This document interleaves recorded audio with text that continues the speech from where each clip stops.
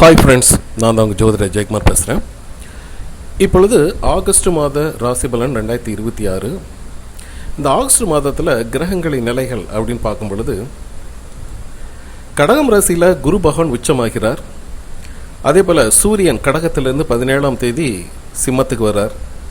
புதன் 19ஆம் தேதி. சுக்கிரன் பார்த்திங்கன்னா கன்னி ராசியில், செவ்வாய் மிதுனம் ராசியில், ராகு கும்பம் ராசியில், சனி அங்கே தான் மீன ராசியில் தான் இருக்கார். இதுதான் இந்த மாதத்துடைய கிரக நிலைகள் அப்படின்னு சொல்லப்படுவது. ஸோ சிம்ம ராசிக்காரர்களுக்கு இந்த மாதத்தில் எப்படி இருக்கும் அப்படிங்கிறத தான் பார்க்க போகிறோம். ஆரம்பத்தில் பார்த்தீங்கன்னா சூரியன் குருவோடு இணைந்து இருக்கிறார், புதனோடு இணைந்து இருக்கிறார். ஆட்டோமேட்டிக்காக 17-19 சூரியனும் புதனும் சிம்ம ராசிக்கும் வந்துடுறாங்க. அப்போ இந்த மாதம் பார்த்தீங்கன்னாவே ஆகஸ்ட் செப்டம்பர் இந்த மாதத்துலேன்னு பார்த்தீங்கன்னா நல்ல சிம்ம ராசிக்காரர்களுக்கு நல்ல நன்மைகள் கலந்த ஒரு மாதம் சூப்பராக இருக்க போகுது அப்படிங்கிறதுல எந்த வித மாற்று கருத்தும் இல்லை. அதே போல் சூரியன்னா அரசாங்கங்களினால் உங்களுக்கு என்னென்ன ஆப்ளிகேஷன், என்னென்ன தேவைகள் உண்டோ அதெல்லாம் இந்த காலத்தில் உங்களுக்கு கிடைக்க போகுது. அதே போல் காலபுருஷ தத்துவத்துக்கு சூரியன் 5ஆம் இடத்து அதிபதி. ஸோ குழந்தைகளினால நல்ல மன மகிழ்ச்சி, சந்தோஷம். குழந்தை பேர் இல்லை, அதுக்காக மருத்துவம் பார்த்துட்ருக்குறோம் அப்படின்னா இந்த காலகட்டத்தில் அதெல்லாம் உங்களுக்கு சக்ஸஸ் ஆகிற மாதிரி ஒரு அமைப்பு சிறப்பாக இருக்குது.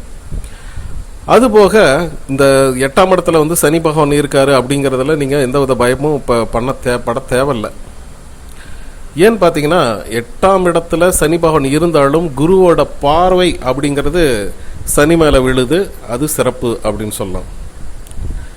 அது மட்டுமல்ல, உங்களுடைய 4ஆம் அதிபதி மற்றும் பாக்கியாதிபதி ஆகிய செவ்வாய் பகவான் 11ஆம் இடத்துல இருந்து உங்களுக்கு லாபங்களும் நன்மைகளும் அள்ளி அள்ளி கொடுக்க போறாரு அப்படிங்கிறதுல எந்த வித மாற்று கருத்தும் இல்லை. தனக்காரகனாகிய புதனும் உங்களுடைய வீட்டில் தான் இருக்கார். ஓகேங்களா? ஸோ தனக்காரகன் மற்றும் 11ஆம் அதிபதி வருமானத்தை கொடுக்கிறவரும் அவரு தான், லாபத்தையும் கொடுக்கிறவரும் அவரு தான், மூத்தவர்களால் நல்ல நன்மைகளை கொடுக்கிறவரும் அவர் தான். நல்ல நகைச்சுவை தன்மையும் நல்ல புத்தி கூர்மையும் கொடுக்கிறவர் புதன். அவர் பார்த்தீங்கன்னா இந்த சிம்ம ராசியிலேயே அமர்ந்திருக்கிறார். ஸோ அப்புறம் என்ன, நல்ல ஒரு ஜாலி தான். சிம்ம ராசிக்காரர்கள் பொறுத்த வரைக்கும் நினைச்சது நிறைவேறுங்க. கொஞ்சம் லேட் ஆகிற மாதிரி அப்படி இப்படி இருக்கும், ஆனால் ஃபைனலாக அந்த சக்ஸஸ் பண்ணிடுவீங்க இந்த காலகட்டத்தில். அது மட்டும் இல்லை, இப்படி 10ஆம் அதிபதி 2ஆம் இடத்தில் இருக்கிறதுனால நீச்சமாக இருந்தாலும் புதன் அந்த வீட்டில் சூரியனோட இருக்கிறதுனால வேலை தொழில் இதில் எல்லாம் நல்ல ஒரு முன்னேற்றம் இருக்கும். சரி, வேலையே இல்லைங்க, புதுசாக ஒரு வேலை விட்டுட்டு வேறு வேலை பார்க்கலாமா அப்படின்னு யோசனை பண்ணாதீங்க. பெரிய மனிதர்களின் உதவியோடு, மூத்தவர்களின் உதவியோடு அந்த வேலை வாய்ப்பெல்லாம் உங்களுக்கு சிறப்பாகவே அமையும் அப்படிங்கிறது எந்த மாற்று கருத்தும் இல்லை. 4ஆம் சுகஸ்தானாதிபதி அப்படின்னு செவ்வாய், பாக்கியாதிபதி செவ்வாய் 11ஆம் இடத்துல இருக்கிறதுனால எண்ணங்கள் நிறைவேறும், சுகங்கள் மேலோக்கும், வண்டி வாகனங்கள் வாங்குவீங்க, வீடு மண் மனை யோகங்கள் அப்படிங்கிறது சிறப்பாக இருக்கு. செவ்வாய்னாவே நிலக்காரகன் தான். ஸோ வீடு கட்டுறது, வீட்டுக்காக அஸ்திவாரம் போடுறது, வீட்டுக்காக லோன் வாங்கி ஒரு அமைப்பை பண்ணுறது, இதெல்லாம் உங்களுக்கு சிறப்பாக இருக்கும். ஏன்னு பார்த்தீங்கன்னா குரு பகவான் உங்களுடைய 6ஆம் இடத்தை பார்க்குறாரு. சரிங்களா? அதாவது 4ஆம் இடத்தையும் பார்க்குறாரு, 6ஆம் இடத்தையும் பார்க்குறாரு, 8ஆம் இடத்தையும் பார்க்குறாரு. அப்போது 6ஆம் இடத்தை பார்க்கறதுனால வம்பு வழக்கு நோய் நொடி இதெல்லாம் தீரும். அதே மாதிரி புதுசாக ஒரு விஷயம் பண்ணணும், புதுசாக ஒரு காரியம் பண்ணணும் அப்படிங்கிறதுக்காக ஒரு லோன் எடுப்பீங்க. அது ரொம்ப வட்டி அதிகம் அப்படி இப்படிங்கிற மாதிரியெல்லாம் இருக்காது. ரீசனபிளான பேங்க் வட்டி அந்த மாதிரி தான் உங்களுக்கு பேங்க் மூலமாக லோன் கிடைக்கும். அதை வச்சு உங்களுடைய ஆசை 4 வீடு, சரிங்களா, 4னா வீடு, வண்டி வாகனம் இதெல்லாம் வாங்க போகிறீங்க. அது ஓகே.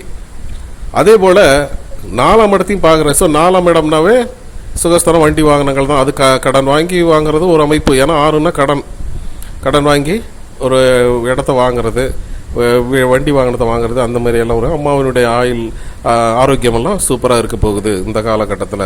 நினச்சது நடக்குங்க. மனசில் ஆசை இருக்குல்ல, அந்த ஆசை, அந்த 11ஆம் இடத்து அதிபதி புதன் எங்கே இருக்கிறாரு? சிம்ம ராசியிலே இருக்கிறாரு. அதுக்குள்ள அந்த இடத்துல செவ்வாய் 4ஆம் அதிபதி போய் அங்கே உட்காந்துருக்கிறாரு. ஸோ சுகங்கள் மேலோங்கும் அப்படிங்கிறது இந்த மாதம் வந்து நல்ல ஒரு சூப்பரான ஒரு அமைப்பு தான் இந்த சிம்மராசிக்காரர்களை பொறுத்த வரைக்கும். சனி 8ஆம் இடத்துல இருக்க அட்டம சனி, நீங்கள் என்ன இப்படி சொல்கிறீங்க அப்படி இல்லை, நீங்கள் பயப்பட தேவையில்லை. ஏன்னு பார்த்தீங்கன்னா குருவோட பார்வை அப்படிங்கிறது சனி மேலே தான் விழுது. ஸோ சனி மேலே விழுறதுனால அதனுடைய சனியுடைய ஒரு பவர் அப்படிங்கிறது குறையுதுங்க. சனி நல்ல இடத்துல இருக்காரு, நல்ல விதமாக தான் இருக்க போகிறாரு. இதனால் என்ன ஆகுன்னு பார்த்தீங்கன்னா தொழிலில் ஒரு மாற்றம் வரும். வேறு ஊருக்கு போகலாமா, வெளிநாட்டுக்கு போகலாமா, வெளி மாநிலத்துக்கு. ஏன்னா 9 எல்லாம் வேலை செய்யுது. 9ஆம் அதிபதி லாபத்தில் இருக்கிறாரு, 10ஆம் அதிபதி 2ல் இருக்கிற வருமானத்தை கொடுக்குறாரு. ஸோ இதெல்லாம் கம்பைன் ஆகுது. 12ல் வந்து குரு பகவான் இருக்காரு. ஸோ இதனால் வெளியூர் வெளிநாடு வெளி மாநிலம் போகிற அமைப்பு அப்படிங்கிறது சிம்மராசியாக தான். அதுக்காக முயற்சி பண்ணிகிட்டு இருக்கிறீங்க அப்படிங்கன்னா இந்த காலகட்டத்தில் உங்களுக்கு இதெல்லாம் நல்லா அமைய போகுது அப்படின்னு சொல்லலாம். 7ஆம் இடத்துல மட்டும் ராகு இருக்கிறார். சரி, அடுத்தவங்கள்ட்ட பேசும்போது பழகும்போது வாழ்க்கை துணை உறவினர் இவங்கள்ட்ட எல்லாம் பேசும்போது பழகும்போது மட்டும் கொஞ்சம் பார்த்து பேசுங்க, கவனமாக பேசுங்க. ஏன்னா 2ஆம் இடத்துல அதிபதி ஆகிய புதன் ராசியில் இருந்தாலும் 2ஆம் இடத்துல நீச்சம் பெற்ற சுக்கிரன் தான் இருக்கிறார், 3ஆம் அதிபதி. ஸோ நீங்கள் ஒன்று சொல்ல போய் அவங்க ஒன்று தப்பாக புரிஞ்சுக்கிற அமைப்பெல்லாம் இருக்குங்க. அதனால் கொஞ்சம் கேர்ஃபுல்லாக வாட்ச் பண்ணணும் அப்படிங்கிறது தான். சரிங்களா?